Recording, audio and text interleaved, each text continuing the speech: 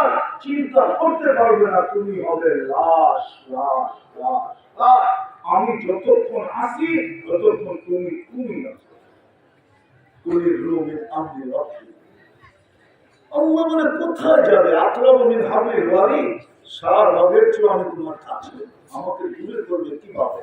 আমি দূর হইতে দেরি, তোমার অস্তিত্ব মাটিতে মিশতে দেরি হবে না। কবির কথাই সত্য হবে।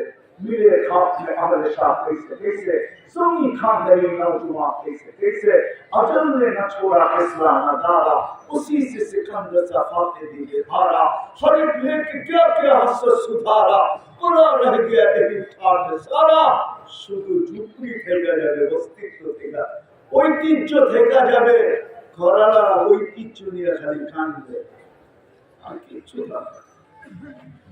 তারপরে কবি বলে तुझे बचपन ने बरसों खिलाया, जवानी ने मजनू बनाया, पूरा पे आके फिर क्या क्या सिखाया, हजूर तेरा कर देगी बिल्कुल सफाया, तुझे तुम है कि रहो सबसे आला, वो सीरत निराली वो फैशन निराला, यूं ही जिया करता है कि अमरने वाला, तुझे उसने जाहिर में धोखे में डाला, जगह जी लगाने का दुनिया नहीं है, ये इजरत की चाह है तमाशा नहीं। माँ ओ माँ खला, কোরআনের কথাই সত্য।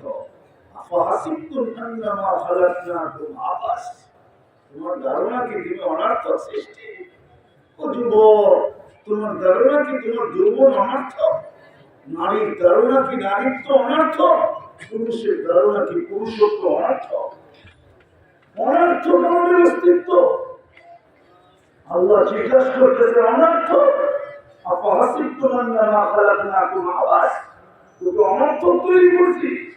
অনর্থক না, কালকে চেহারাটা কিভাবে দেখে ভাবেন, একটু চিন্তা করেন। মুসলমানের ঘরে তো অস্তিত্ব